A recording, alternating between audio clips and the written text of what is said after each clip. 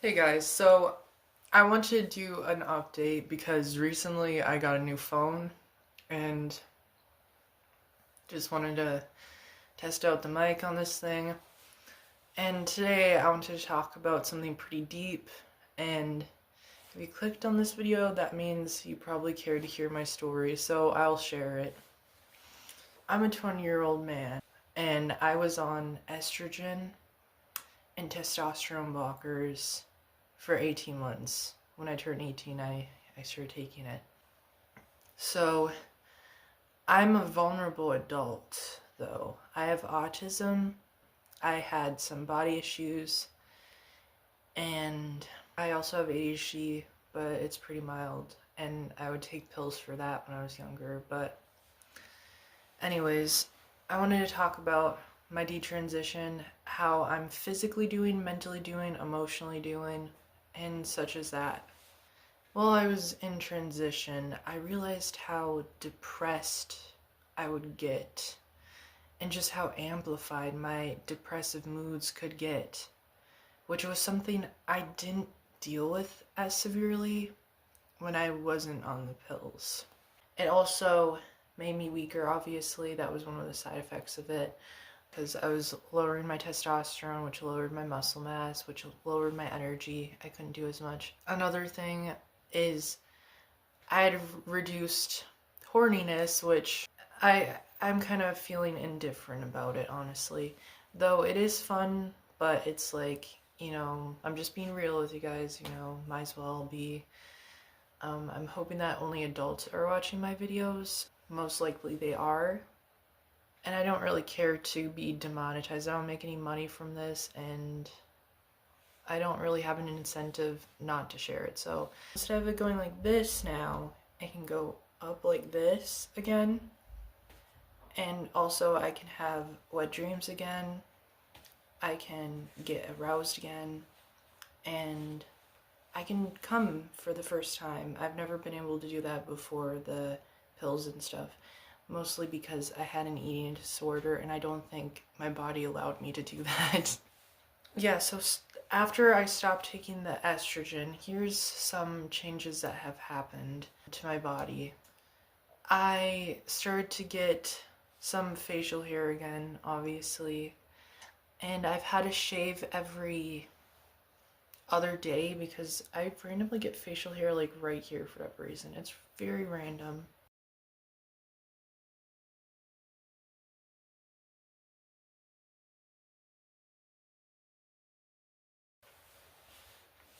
Also, my eyebrows, they're a lot thicker now. I think it's because I stopped plucking them and stuff.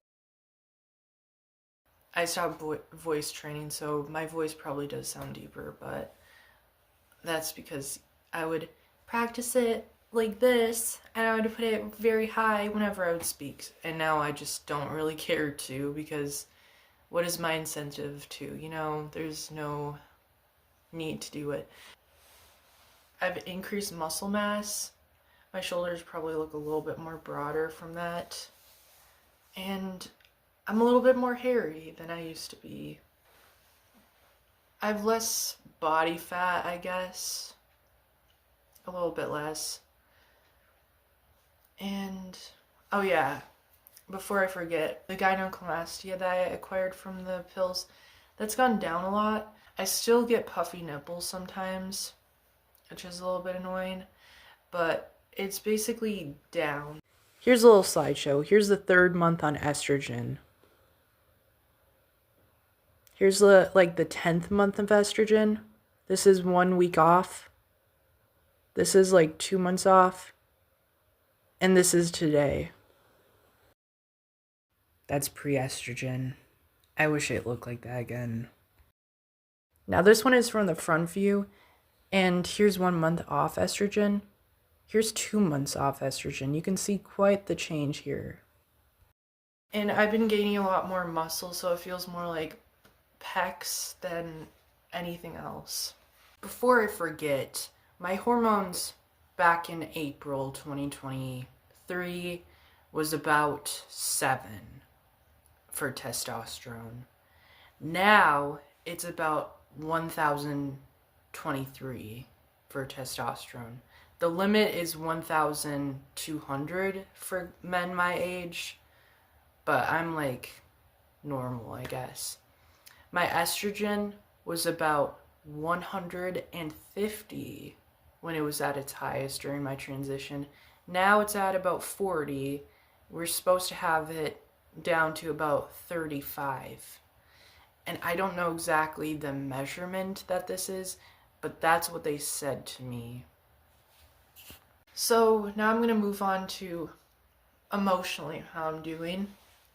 I'm doing pretty good, actually. Emotionally, I've been feeling pretty good. I've had a little bit of aggressive episodes, but that's to be expected when you have like such a switch in hormones. And I feel less depressed and I feel more energized, and I'm able to work out and stuff and not feel too tired from it, and that's pretty nice. And so emotionally, I'm pretty good. I'm pretty good. Physically, I'm also doing pretty good. I would say I'm in the best shape of my life. I'm not as weak as a 12-year-old boy anymore, which is pretty nice. I actually was able to not take down, but more or less beat my brother-in-law in arm wrestling, which was pretty cool. So I'm doing pretty good physically. And yeah, so psychologically, I'm not dealing with the psychosis as much, which is pretty nice. And that's pretty good because when I was struggling with the body issue, which was the gender dysphoria, it'd be like every day would be like, do I look enough like a woman to go out and do stuff and, such as that? And I would have to have perfect makeup and, do my nails just right. And, I would do, I had like longer hair and I would do different styles with it. And yeah, and I would pluck my eyebrows and I would make sure that my voice sounded just right. My mannerisms. And my body issues have started to clear up a bit more. Before, when I still kind of deal with it. When I was dealing with gender dysphoria, I didn't want a flat chest. I wanted stuff here going on, and now I don't really care to. I also didn't like having such a deep voice. I still don't. I think that I just don't like to sound too aggressive. I don't know. Some things that have changed, though, my perspective on being a man has changed, and I'll go into that. Before, I really hated becoming a man. I wanted to get into shape when I was 16. Didn't care that I was getting some facial hair, and then suddenly I started to care a lot because I was like, oh no, I'm becoming a man. It's like stressful and scary, and people look at me as like this, this adult, and it was just very scary to me because, like, I don't know, I was like 16 and I was scared. I'm growing up.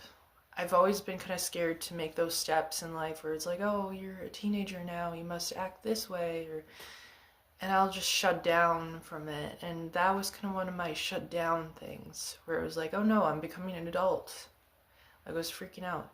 Not that facial hair makes you an adult, or, having a deeper voice, like, as a guy makes you an adult. But that's what I felt like it was like. So I tried to put an end to it, and I guess becoming a woman was to escape that, and also to escape being a feminine man, which my transition was a form of escapism from myself, because I didn't like that I was into feminine things. Like, I do like to cross-dress. I actually did a video about cross-dressing on YouTube Shorts, because I just felt like it that day.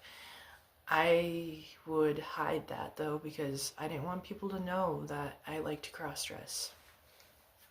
And I still like to do kind of feminine things where, like, I'll dress up and, wear makeup a little bit and do my eyeshadow like I've shown on some videos. And now I don't see anything too wrong with it, because it's like, before I wanted to act so stereotypically male or manly when I was a boy then, when I was like 16. Cut my hair very short, had just nails down to the bone. I didn't pierce my ears or anything because I was very scared to be myself. And I'm able to mask who I am pretty well because I'm autistic. I did it as a teenager very well. People were like, "Oh, you're such a quiet guy. You don't say anything."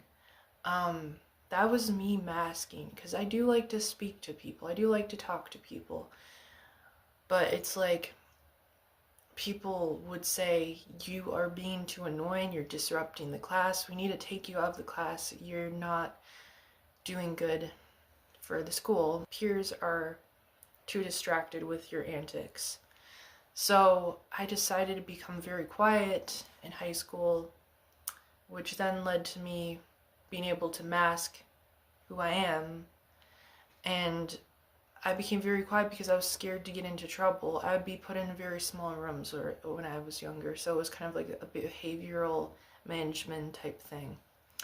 So I've been able to mask myself pretty well, and one of those things was going through that transition and masking that I'm just a feminine man. So really accepting that has been the hardest thing of this. And another thing is my stance on trans. I'm going to get into that now. I don't know how much information I want to divulge about it, but I'll just say it out in front. I do believe it's a thing. I still, after going through all that, it's a thing. It's a body dysmorphic disorder. It's a mental disorder. They had it in the DSM-5 until they took it out because people were angry that it was in there because it had negative connotations to it, and obviously so. But it should have stayed in there, and I do really support those people that go through this stuff and they struggle with their bodies so badly because it is hard to accept who you are. I know that first and foremost, and I stand with those people. I don't think you can actually go from male to female. I don't think that's possible. Some of the side effects of the castration can make you feel like you are, but you're not. And just because you identify that way doesn't mean you just are that, if that makes sense. I do think that they really do struggle and they should have support, because I've seen some of them that are a little less radical, like Blair White and Marcus, who will talk about detransitioners in a very positive light, and they won't be angry about us and want to kind of outcast us and say that we're trying to defeat trans ideology, which is not the case. It's already been it's kind of defeated under itself, if that makes sense, logically speaking. So it's like no one needs to really defeat it. But I do really appreciate that they support us, and they don't want any bad things to really come our direction, where the radical activists will start saying that we are not valid, we're just like bad people or something. I don't know, it's kind of ridiculous. Now, my stance on non-binary has always stayed the same even throughout the transition. I've never believed in it, and I don't know if that's allowed on YouTube to say that, but I don't think you can be a man or a woman at the same time, or neither at the same time. It just doesn't make sense to me. And this is coming from an autistic man that's non-conforming. I can't understand it. I can't wrap my mind around it. Like, who would want to confuse people that much? Is it like a game? Like, do you want to confuse people? Is that the game that we're playing here?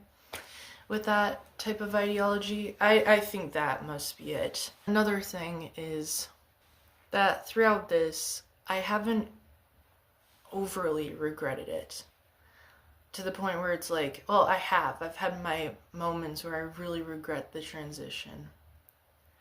But there's been, times where it's been the opposite, where it's like, oh, I had to go through this to learn more about myself.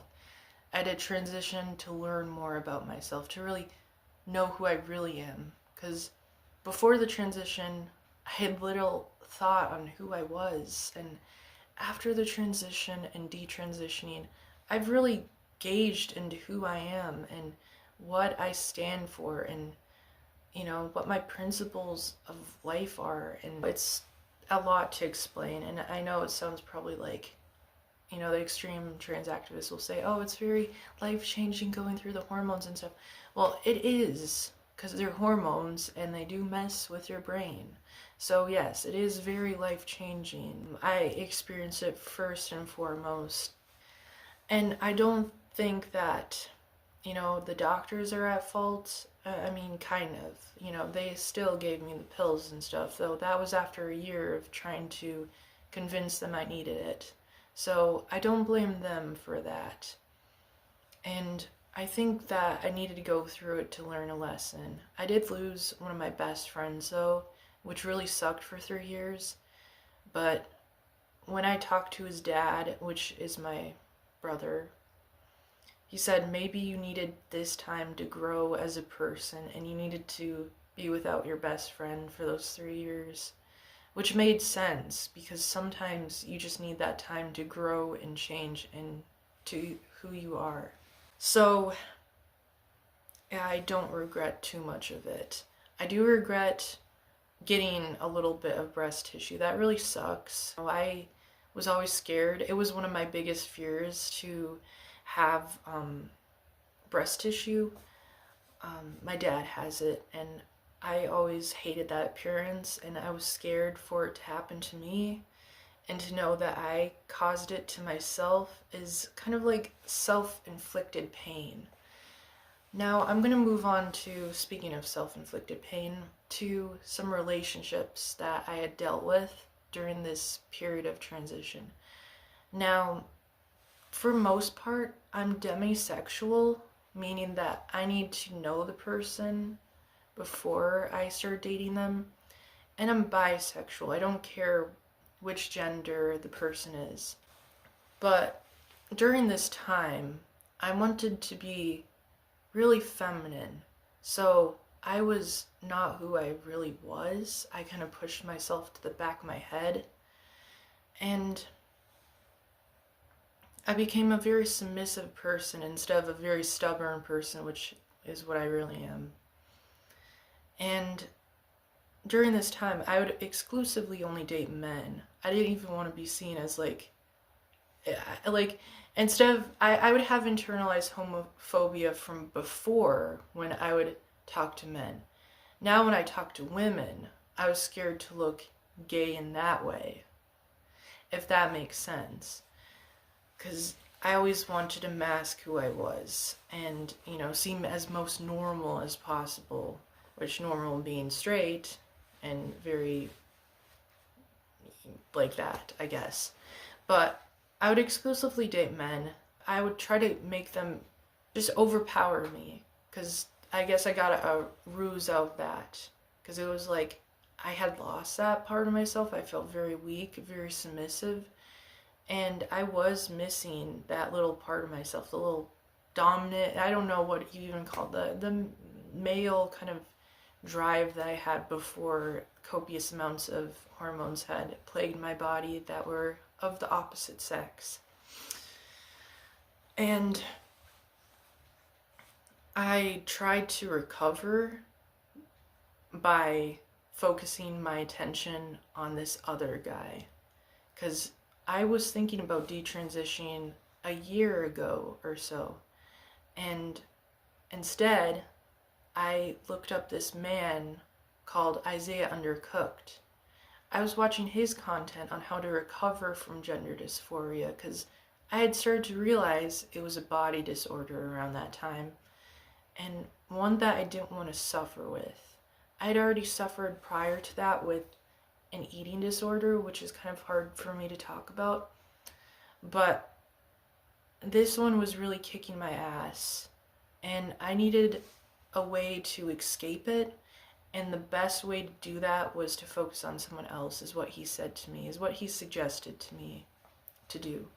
So I started talking to this one person, which is my ex, and I thought focusing on his life and his problems and his issues would be solving of my gender dysphoria, because gender dysphoria is a selfish thing, is what I learned from this kind of, I would say he's like a little bit of an activist. Isaiah Undercooked is like the opposite of a trans activist. He's a radical, like, anti-trans activist. I don't even know what you call it. He doesn't want anyone to transition, it basically. And, you know, he wants everyone to detransition. He's like, do this, you know, kind of thing. But I was trying to figure out a way to detransition, and I started dating this one guy to escape that. This went on for 9 months, and then this went on for a month. I broke up with him after that for a few weeks. I got back together with him for 6 months, broke up with him again, stayed with him for another 3 months, and then after that, we broke up for the final time. But during this time, I was in an abusive cycle because I couldn't see it for what it was, because my mind wasn't in reality. And that's the best way I would describe it, because dealing with psychosis, you have no grip on reality. You make decisions that you wouldn't make if you had a sound mind, if that makes sense. So dating this guy, I had no sound mind, so I would let him walk all over me and put me through things I would not, I personally would not allow nowadays, that I've detransitioned and I've kind of recovered from my disorders and my insecurities. So yeah, that was my first relationship. And sure, I hear a lot of bad relationships that are first for many people. I hear it from, you know, my parents, I hear it from my sister, I hear it from many people. But I was 19 during my first relationship. I was already an adult. And you'd think I would know better, but I didn't. At 19, I had the mind of like a 16-year-old, which, you know, I would act like that. I would act like a 16-year-old. So after we broke up, I went through this spree of dating talking to many different men, a dozen or so. I wouldn't even like them, but I would flirt with them and let them subject me to things I should not have seen or, you know, witnessed, because I was shaky. I was scared from what I saw from these various men, because I was feeling very sad and loveless, and I felt like I deserved it from dealing with what I dealt with my ex. So I thought, well, this would make it better. It made it worse because I put myself through more pain. And I had started dating one of these guys I found on one of these dating apps, and I made him treat me very submissively. I had horrible marks all over my chest because I let him do some very nasty things to me, because I guess I enjoyed that pain that much. And you would think I would be one of those guys that would cut myself in school. I wasn't, but I guess I enjoyed this type of pain. Maybe it was because I felt like I deserved it, because I was putting myself through pain. I was putting myself through this castration to alleviate something. I don't know what, but all it caused was more and more pain. Now, after that relationship, I broke up with him. I had a job too. I worked at Dollar Tree, and I was doing a good job, she said the first week, but I was manipulated and lied to. She was the manager there. She lied to me and made me feel like I was doing a good job, and then randomly she just decided to fire me. You see, people take advantage of me all the time. I felt like I was taken advantage of. I felt like I was a little bit brainwashed into this transition slightly, because I didn't have that maturity at 18. I don't know how many 18-year-olds have that maturity to make that decision. I sure as hell didn't. Then when I was turning 20, I finally got a grip on myself and realized this is not what I need. I don't need to take these pills every single day of my life for the rest of my life to make myself feel better, to make this body disorder go away somehow. That wasn't going to happen. The only way that I could have dealt with this body disorder was to recover. And by recover, I mean accept what my body actually is. And that is a man's body. I'm a guy. I can't be anything else other than that. That's why I've kind of made it my mission a little bit for this channel to be like, you can be a guy and be gender non-conforming, you could be autistic, you could be gay, you could be bi, you could have trauma, all sorts of things that causes you to transition and causes you to feel this pain that I felt, because you want to make yourself feel better, but you're not making yourself feel better, you're making yourself feel worse by putting your body through stuff it should never have gone through. So yeah, that's why I made this channel, was to just reach out to people like that. I've had people comment on my videos or on my shorts that they dealt with some of this stuff like psychosis and this whole transition because of homophobia or being a feminine man or, you know, a masculine woman or something. And that happens so much. I see it so much. And, you know, it's not really talked about too much. Yeah, I don't really expect a lot of people to watch my content, but the people that do, I want to just help them out the best I can, especially with kids that go through this or people that are kind of cognitively dissonant, like how I was. That's the demographic I'm trying to reach here. So, in summary, transition just wasn't for me. I felt like it was. I was dead set on it, 100%. But after going through what I did and recovering from it, I realized I was kind of not there, you know, mentally. I'd pushed myself to the back of my head. And looking into myself and doing meditation has been really helpful.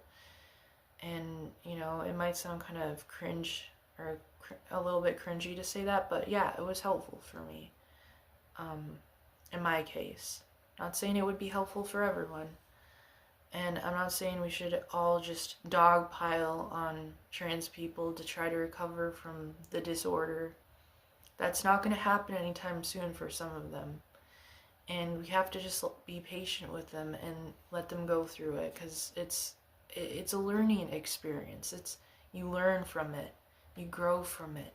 Sometimes you get health complications from it, but at the end of the day, you'll learn more about yourself going through it. Sometimes I'll make it a point where it's like, oh, you shouldn't do it, but other times I'll be like, well, it's okay as long as you learn from it. Thank you guys for watching this video. I'm gonna edit this thing and hopefully it, you know, goes out smoothly. And yeah, thanks for watching. Bye.